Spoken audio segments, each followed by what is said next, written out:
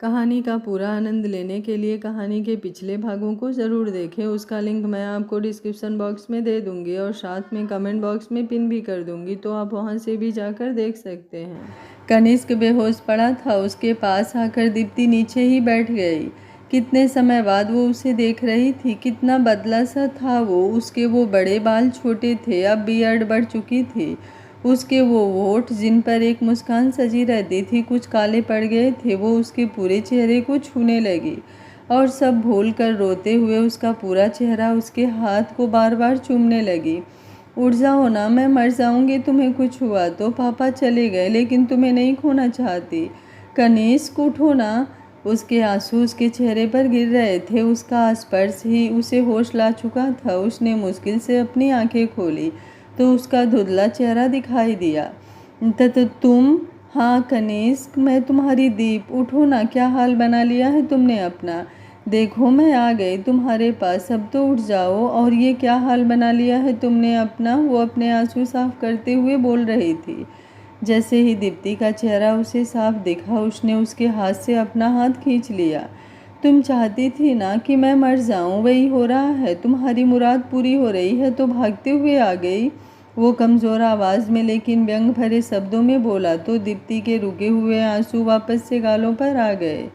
क्या बोल रहे हो, दिमाग खराब हो गया है तुम्हारा। तुम भी जानते हो कि मैं तुम्हारा बुरा नहीं चाहती कभी। बुरा नहीं चाहती, बहुत प्यार करती हो मुझसे। सब कुछ मैं जानता हूँ, यही तो मेरी गलती है जो बिना कहे मैं समझ जाता हूँ तुम्हें। मैं तो पागल हूँ ना जो हर बार तुम्हारे पीछे पड़ा रहता हूँ। तुम्हें लगता है कि मैं तुम्हारे बिना नहीं जी सकता ना, मर जाऊँगा मैं। कनिष्क नहीं, तुम कुछ मत बोलो, रेस्ट करो। वो उसके मुंह पर हाथ रख कर उसे लिटाने लगी कि उसने उसे झिड़क दिया। मर नहीं जाऊँगा, तुम्हें देखना होगा अब कि मैं रह सकता हूँ तुम्हारे बिना भी, वो भी बहुत खुश। तुम्हें कहता हुआ वो जोर जोर से सांसें लेने लगा, जिस पर वो और भी घबरा गई और ज़बरदस्ती उसे अपने गले से लगा लिया। वो बार बार उसे खुद से दूर करता रहा लेकिन वो नहीं हटी। कुछ ही पलों बाद वो शांत तो हुआ लेकिन शायद इंजेक्शन की वजह से नींद में जा चुका था। मुझे नहीं पता था कि तुम ऐसा कुछ कर लोगे। मैं इसलिए तुमसे दूर थी क्योंकि मुझे लगता था मैं ही ठीक नहीं हूँ। मैं जिसके साथ रहती हूँ उसके साथ ही बुरा होता है, पर तुमने तो खुद को ही तबाह कर लिया है।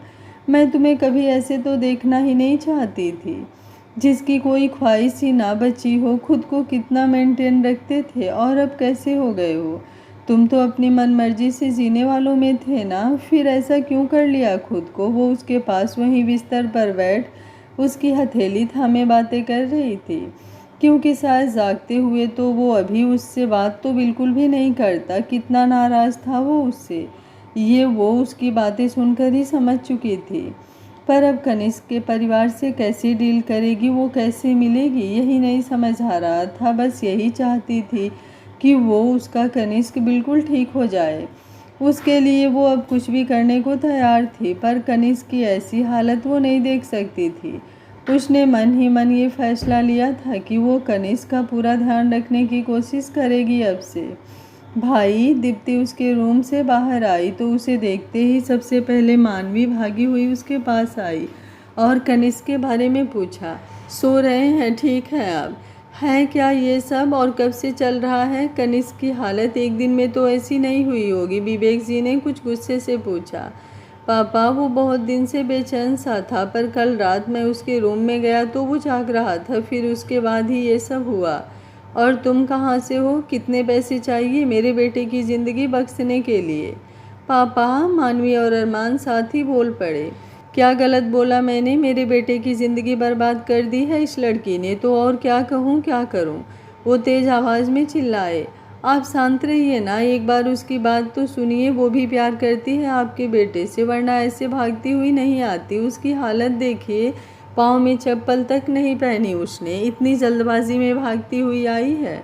श्वेता जी विवेक जी को शांत कराती हुई बोली और फिर दीप्ति को देखा जो गुनाहगार से सिर झुकाए खड़ी थी। दीप्ति, बेटा इधर आओ। उन्होंने उसे अपने पास बुलाया और उसके आंसू साफ करते हुए अपने सीने से लगा लिया।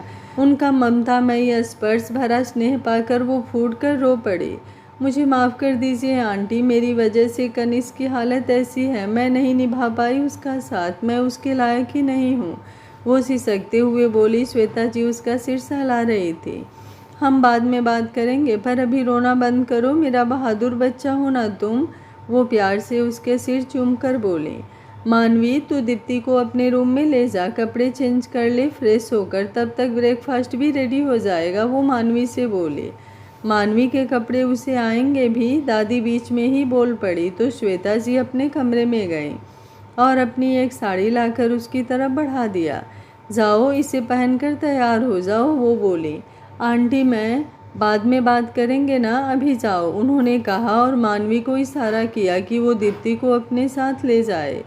अरमान की तरफ मुड़ते हुए श्वेता जी ने नाराज़गी से कहा।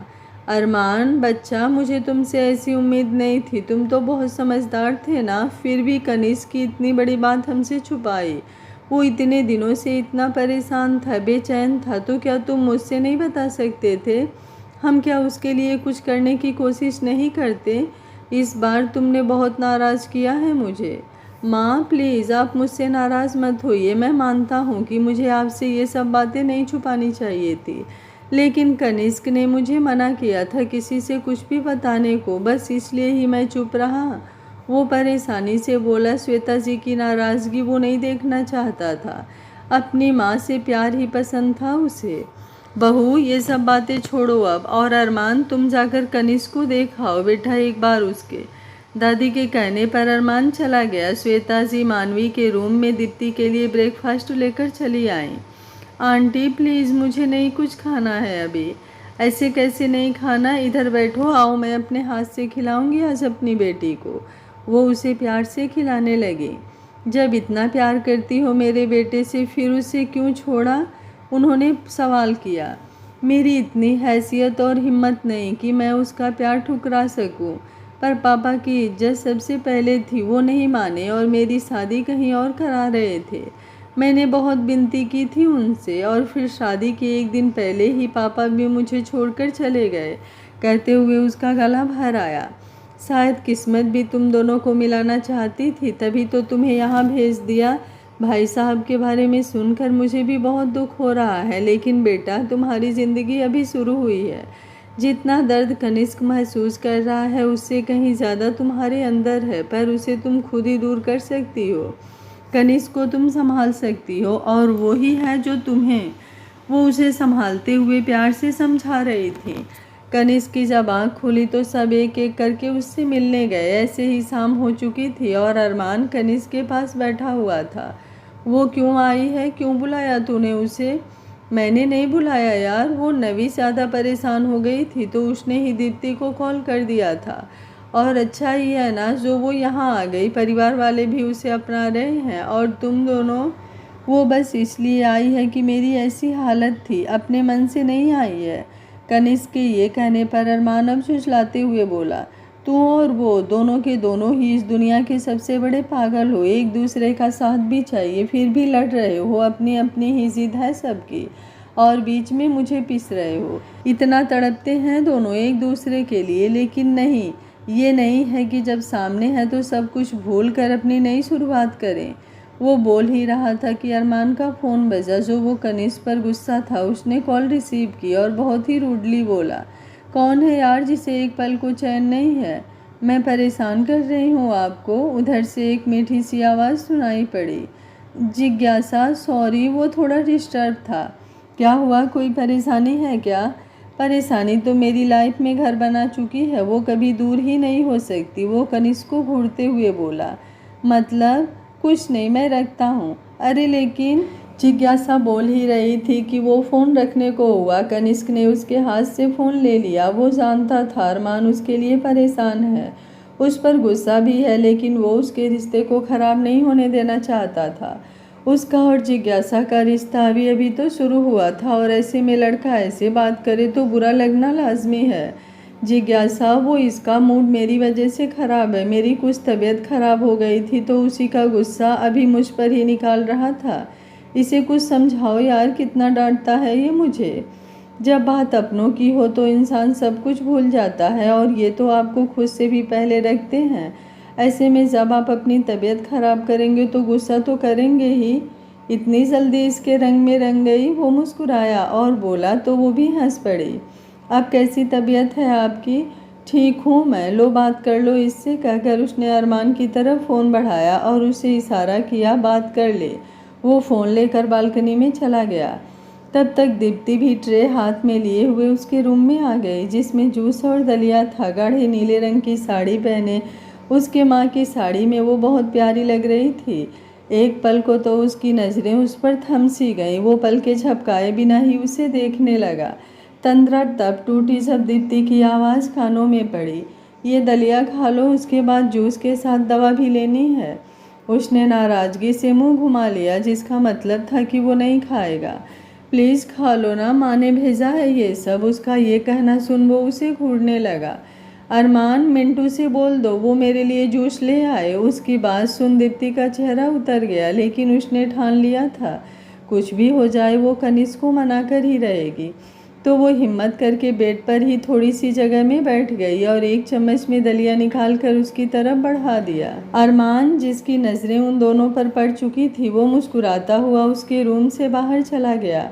दीप्ति, जो बिल्कुल आज उसकी वाइफ की तरह लग रही थी, कनिष्क के चेहरा घुमाने पर वो दूसरी तरफ बैठ गई, जैसे एक छोटा बच्चा नाराज़ होने पर करता है और उसकी माँ आगे पीछे लगी रहती है कि वो खाना खा ले। प्लीज़ थोड़ा सा खा लो, वो मायूसी से बोली। तुम्हें याद है जब तुम सुल्तानपुर मेरे घर गए थे, तुमने कहा था कि तुम्हें मेरे हाथों से बना हुआ खाना खाना है, वो भी मेरे हाथों से, और फिर मैं नहीं खिला पाई थी। दीप्ति के कहने पर कनिष्क उसे देखने लगा। ये बिल्कुल उसी छोटे से ख्वाब की पूरा होने जैसा था। कनिष्क ने उसके हाथ से खा लिया, लेकिन जैसे ही अगली बार दीप्ति खिलाने को हुई, कनिष्क ने उसके हाथ से चम्मच ले ली। खुद से खा सकता हूँ मैं, कहता हुआ वो खाने लगा। तुम्हें नहीं लगता कि अब काफ़ी ज़िद्दी हो गए हो तुम? और खुद को देखा है, टोंट मारना भी सीख गई हो दूर रहने के साथ साथ। अच्छा, मैंने कब क्या किया? बस करो, क्योंकि वो गिनाने बैठा तो सारा दिन और रात निकल जाएगा, वो मुंह बनाते हुए बोला, जिस पर दीप्ति हंस पड़ी। उसकी हंसी सुन कनिष्क ने उसे देखा। कितनी प्यारी लग रही थी वो ऐसे, जब मुस्कुराती थी, खुश होती थी तो अलग ही नूर होता था उसके चेहरे पर। कनिष्क को खुद को देखता पा वो चुप हो गई। उसने जानबूझकर ये सब बोला था ताकि कनिष्क दलिया खा ले, और हुआ भी वही। बातें बातों में वो दलिया फिनिश कर चुका था। दीप्ति ने अब दवा निकाली और जूस का गिलास उसकी तरफ बढ़ा दिया। कनिष्क ने जूस पीकर अपनी दवाई ली। ये मत समझना कि माफ़ कर दिया है मैंने तुम्हें, दीप्ति के उठते ही वो बोला तो वो हल्का सा मुस्कुराई, फिर धीरे से उसके माथे पे बिखरे बालों को ठीक करती हुई बोली, मुझे माफ़ तो तब करोगे जब नाराज़ होगे ना, और कोई खुद से नाराज़ रह ही नहीं सकता। तुम्हारी गलत फहमी है, वो बोला और आंखें बंद करके लेट गया। दीप्ति ने उसे ब्लैंकेट ओढ़ा दिया। मैं जानती हूँ कि मैंने सबसे गलत तुम्हारे साथ किया है, जबकि तुम तो हर बार मेरे साथ खड़े रहे। अब मेरी बारी है, मैं अपनी पूरी कोशिश करूँगी, तुम्हें कोई तकलीफ़ नहीं होने दूँगी।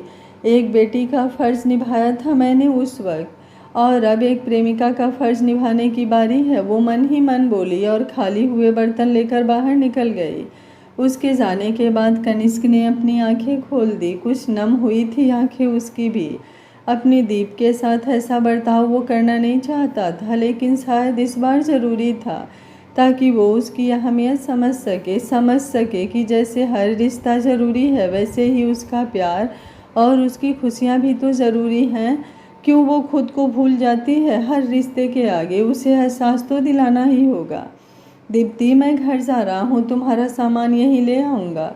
दीप्ति, जो अभी हाल में पहुँची ही थी, उसके पास आता हुआ अरमान बोला, इतनी भी क्या जल्दी है जो रात में ही जाएगा? सुबह जाकर ले आना, और इसे भी लिए जाना, अपनी ज़रूरत के सारा सामान ले आएगी। अब यहीं तो रहना है इसे। दादी जी बोल पड़ी तो दीप्ति उन्हें देखने लगी। ऐसे क्या देख रही है? मेरे पोते की पसंद है और अब इस घर से कहीं नहीं जाने दूंगी मैं, दादी दीप्ति से बोली तो दीप्ति शर्मा कर सिर झुका ली। दादी ने प्यार से उसके सिर पर हाथ फेरा। सच में उसने जितना सुना था उससे भी कहीं गुना ज़्यादा अच्छा था कनिष्क का परिवार, जो कि सब कुछ जानने के बाद भी दीप्ति के साथ इतने प्यार से पेश आ रहा था। उसका इतना ख्याल रख रहा था जिससे दीप्ति को भी नाज हो रहा था अपने प्यार पर, अपने कनिष्क पर। दीप्ति मानवी के ही रूम में रुकी थी क्योंकि मानवी उसे अकेले छोड़ना ही नहीं चाहती थी। आखिर उसे दीप्ति के रूप में भाभी के साथ साथ एक सहेली जो मिल गई थी जिससे वो ढेर सारी बातें कर सके, उससे सब कुछ शेयर कर सके और दीप्ति के बारे में भी जान सके। भाभी एक बात बताओ, आप और भाई की पहली मुलाकात कैसे हुई थी? मीन्स कैसे एक दूसरे को जाना आपने? वो दोनों इस वक्त लेटी हुई थी और मानवी उससे सवाल कर रही थी। प्रतिलिपि ये क्या है और कैसे? प्रतिलिपि राइटिंग ऐप है जिस पर बहुत सारी स्टोरीज हैं। मुझे भी स्टोरी लिखने का शौक था तो मैं वहाँ पर लव स्टोरी लिखती थी। वहीं कनिष्क मिला मुझे। Wow, it looks so interesting. Online love, आप स्टार्टिंग से बताओ ना सब कुछ, क्या कैसे हुआ था? वो बहुत एक्साइटेड होते हुए बोली तो दीप्ति अपनी पुरानी यादों में गुम सी हो गई।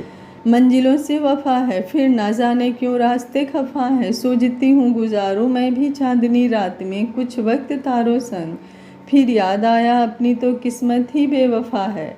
दीप्ति जो रात में पढ़ाई कर रही थी, कुछ लाइन्स अचानक ही उसके मन में आई तो उसने फ़ोन उठाया और पोस्ट कर दी। जब वो पढ़ाई करने के बाद लगभग 1-2 घंटे बाद बिस्तर पर लेटी तो उसने फ़ोन ऑन किया। उसकी पोस्ट पर कई कमेंट्स थे पर उसमें से एक पर उसकी निगाह थम सी गई। किस्मत बेवफा नहीं होती यहाँ किसी की, मलाल तो इस बात का है कि कोई कोशिश भी नहीं करना चाहता। बिल्कुल उसके ही शब्दों में उसने जवाब दिया था और ये कोई और नहीं, हमारे कनिष्क बाबू ही थे। जनाब, शायद आपने अभी तक किस्मत का वार देखा नहीं है। दीप्ति ने रिप्लाई किया कि चंद मिनट बाद ही उसका फिर से मैसेज आया। हम अपनी किस्मत खुद लिखते हैं, हम तय करते हैं जो होना होता है। अगर हमें भूख लगी हो तो किस्मत के भरोसे बैठ जाएं, तब तो यूं ही मर जाएंगे। आपसे बहस करनी बेकार है। आप हार मान रही हैं, मतलब आप मान रही हैं मेरी बात? उसके मैसेज पर दीप्ति कुछ तिढ़ी थी और उसने आगे कुछ रिप्लाई ही नहीं दिया। भाभी, मानवी दीप्ति को खुद में मुस्कुराता देखकर उसे हल्के से हिलाई तो वो यादों से बाहर आई और मानवी को उनके बीच हुई उस बात को सुनाया, जो सुन वो भी हंस पड़ी। कुछ देर तक बातें करते रहने के बाद वो सो गए। कनिष्क की सुबह लगभग 7 बजे के आसपास आँख खुली। आज वो कुछ बेहतर महसूस कर रहा था। वो वॉशरूम गया, कुछ देर बाद रेडी होकर बाहर आया। कनिष्क, तू यहाँ क्यों आया? आराम करना चाहिए था तुझे। मैं तेरे लिए ब्रेकफास्ट लेकर रूम में गई थी, लेकिन तब तू सो रहा था। श्वेता जी उसे देखते ही बोल पड़े। मैं ठीक हूँ माँ, कब तक रूम में पड़ा रहूँ? अच्छा नहीं लगता मुझे, कहता हुआ वो वहीं सोफे पर बैठ गई। अपनी नज़रें उसने इधर उधर दौड़ाई। दीप्ति कहीं नहीं दिखी, जिससे वो कुछ मायूस हो गया। माँ, आप रहने दीजिए, मुझे कुछ नहीं खाना, बस एक कप चाय पिला दीजिए। वो श्वेता जी को किचन में जाता देखकर बोला। अपनी आंखों को कुछ तसल्ली दे दो, वो अभी घर पर नहीं है, होगी तो दिखाई देगी ना। कनिष्क की आंखों का हाल देख दादी ने उसके मज़े लेते हुए कहा, जिस पर उसने उन्हें घूर कर देखा। आप कोई मौका नहीं छोड़ती ना? और मैं किसी को नहीं ढूंढ रहा, बस पापा को देख रहा है, वो दिखाई नहीं दे रहे हैं। हाँ, जैसे तुझे तो पता ही नहीं है कि वो इस वक्त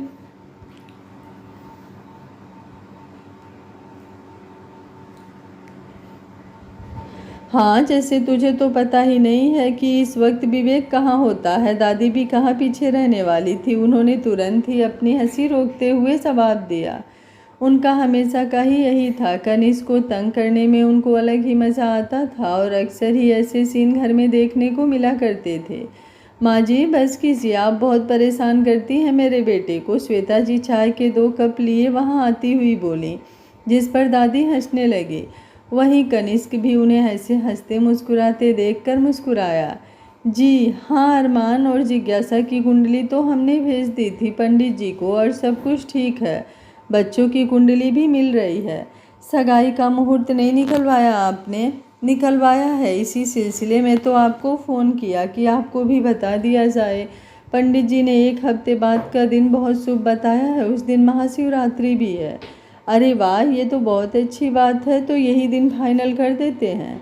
जी ज़रूर। विवेक जी फ़ोन पर बात करते हुए वहाँ आए थे। उन्होंने जैसे ही फ़ोन रखा, श्वेता जी उनसे पूछने लगे, आपको बहुत जल्दी थी ना, तो आपके लिए खुशखबरी है। अरमान और जिज्ञासा की सगाई का मुहूर्त अगले हफ्ते महाशिवरात्रि के दिन का निकला है।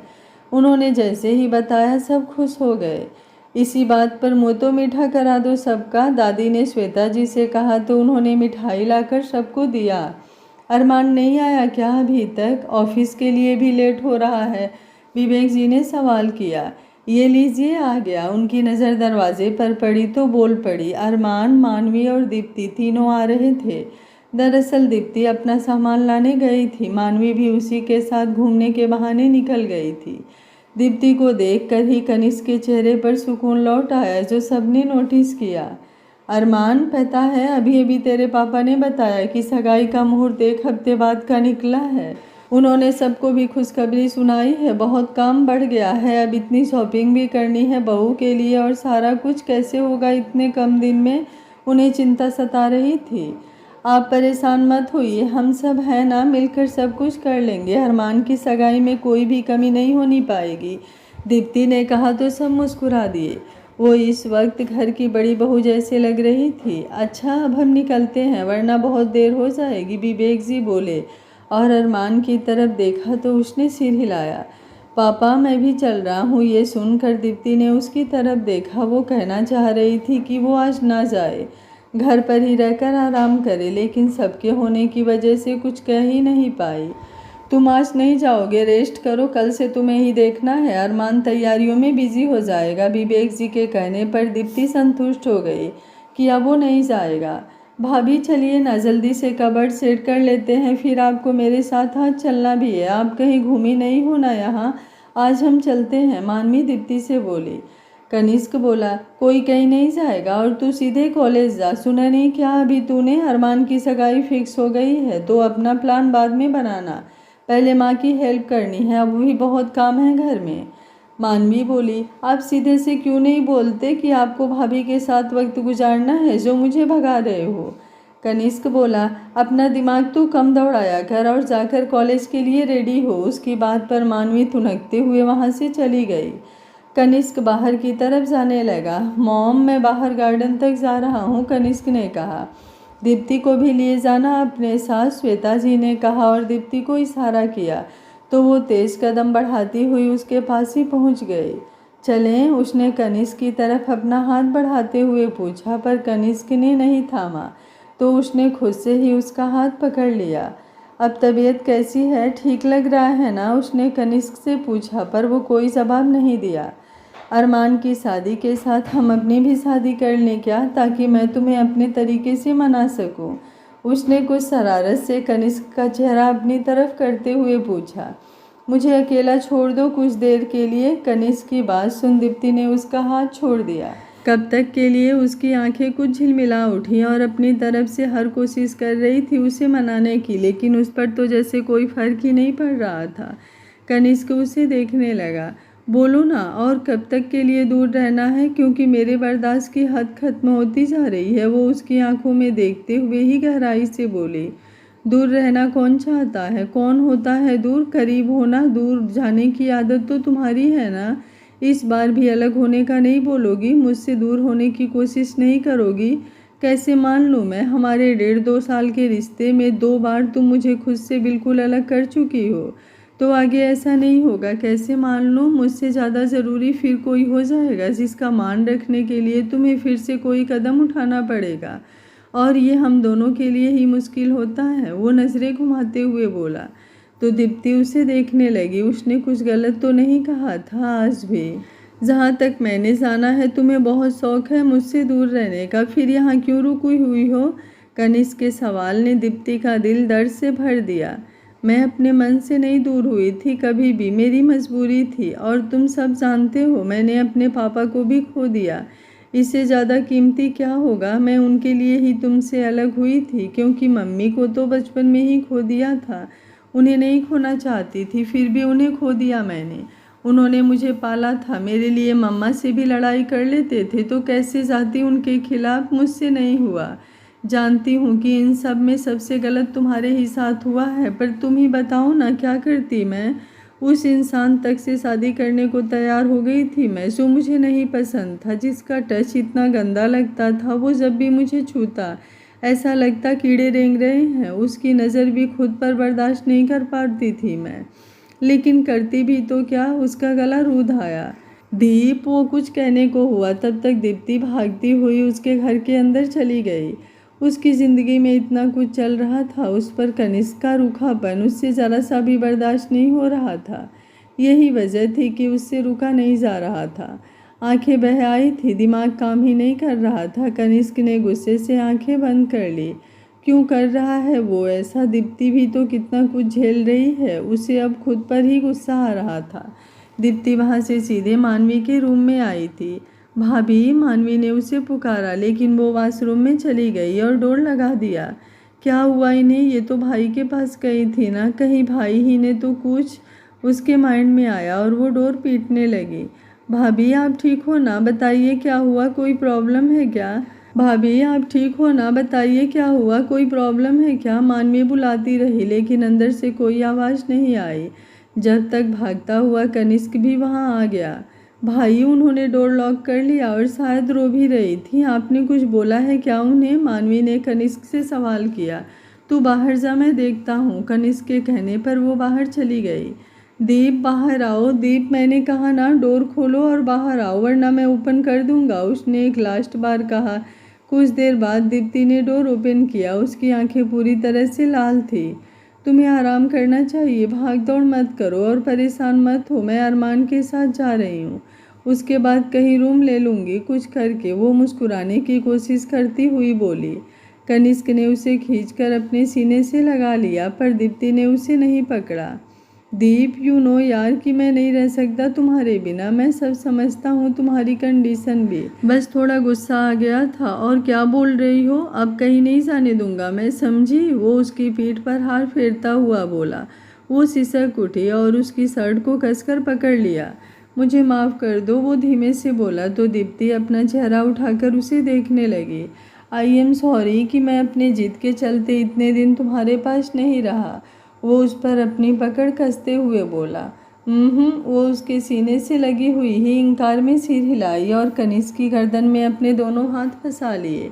तो वो बोल ही नहीं पा रही थी कुछ। उसे बस यकीन करना था कि कनिष्क उसके पास था। कनिष्क ने काफ़ी देर बाद उसका चेहरा धीरे से ऊपर उठाया। दोनों की नज़रें मिली। इतने दिन की तड़प ऐसे दूर नहीं होने वाली थी। कनिष्क की नज़रें अब उसके लबों पर ठहर गई। उसकी ख्वाहिश समझते हुए दीप्ति ने अपनी आंखें बंद कर ली और उसकी शर्ट पर हाथ कसते हुए उसे थोड़ा पास किया। उसकी हाँ होते ही कनिष्क ने एक हाथ उसकी कमर में फंसाकर दूसरा उसकी गर्दन के पीछे लगाया और उसके होठों को लॉक कर दिया। दीप्ति की आंखें भी बंद हो गई थी। कुछ आंसुओं की बूंदें गाल पर लुढ़क आई थी। कनिष्क के कितना बेताब हुआ था, तो उसके लिए कितना तड़पा था। कभी तो लगा था कि उसने हमेशा के लिए अपनी दीप को खो ही दिया, लेकिन शायद उसके प्यार में इतनी ताकत थी कि दीप्ति उसके पास आ ही गई। वो सॉफ्ट किस, उस तड़प, उन पलों को याद करते हुए हार्ड में बदल चुकी थी। बिल्कुल खुद से अलग ही नहीं होने देना चाहता था। वो इतने करीब थे कि उनकी बॉडी टच हो रही थी। दीप्ति को सांस लेने में तकलीफ होने लगी तो उसने कनिष्क को अलग करना चाहा, लेकिन कनिष्क दूर नहीं होना चाहता था। पर दीप्ति के कोशिश करने पर उसने बाइट कर लिया और उससे दूर हुआ। दीप्ति ने गहरी सांसें भरते हुए उसे कुछ नाराजगी से देखा। वो मुस्कुराते हुए लंबी सांसें भरता हुआ उसने धीरे से उसके होठों पर सॉफ्ट किस किया। क्या था ये? वो शर्म से दूसरी तरफ मुड़ते हुए बोली। कहाँ पर? दिखाओ तो पहले। वो उसे अपनी तरफ घुमाते हुए शरारत से बोला तो दीप्ति उसके सीने पर मारने लगी। कनिष्क की हंसी उस रूम में घुस पड़ी। मैं तो दवा दे रहा था, चोट लगी थी ना उन्हें? उसकी नज़रें एक बार फिर से उसके लबों पर थम गई थी। वो उन्हें देखता हुआ ही बोला। दीप्ति उसके सीने से लिपट गई और अपना चेहरा छुपा लिया, जिस पर कनिष्क ने प्यार से उसकी पीठ पर हाथ फेरा। आई लव यू मेरी मल्लिका, मेरी जान। अब बस कभी खुद से दूर मत करना, वरना शायद सांसें भी। वो आगे बोलता कि दीप्ति ने उसके होठों पर अपनी हथेली रख दी और इनकार में सिर हिलाया। आई लव यू टू, और तुमसे दूर होकर मैं भी नहीं जी सकती, कभी खुश नहीं रह सकती। कुछ भी हो जाए पर तुम्हारा साथ कभी नहीं छोड़ूंगी। अब कितनी भी मुसीबत आ जाए, बोलते हुए उसने उसके सीने पर अपना सिर एक बार फिर से टिका कर सुकून से आंखें मूंद ली। एक दूसरे का साथ आज उन्हें इतने दिनों बाद मिल गया था तो और क्या ही चाहिए था। आज वो परिपूर्ण महसूस कर रहे थे। खुद की कितनी ही बातें दीप्ति से पूछना चाहती थी, कितना कुछ कहना चाहती थी, लेकिन अभी तो बस उसे महसूस कर रही थी कि ये सपना नहीं हकीकत है। उसका कनिष्क उसके पास है और वो उसकी बाहों में है। आज का पार्ट आप लोगों को कैसा लगा कमेंट बॉक्स में अपनी राय ज़रूर दीजिएगा। आपके कमेंट का मुझे इंतज़ार रहता है। जैसे आप लोगों के चेहरे पर कहानी पढ़कर उसके इमोशंस के हिसाब से सैडनेस और हैप्पीनेस आता है, वैसे ही मुझे आप लोगों के कमेंट पढ़कर आता है। अगर आप लोगों का कमेंट अच्छा नहीं आता है तो मेरा पार्ट बनाने का बिल्कुल भी मन नहीं होता है। अगर आप लोग मेरा एनर्जी बूस्टर देंगे तो मैं कल सवेरे इस कहानी का पार्ट ले आऊँगी। उम्मीद करती हूँ मेरी यूट्यूब फैमिली मुझे निराश बिल्कुल नहीं करेगी। Thank you for watching. मिलते हैं कहानी के अगले पार्ट में।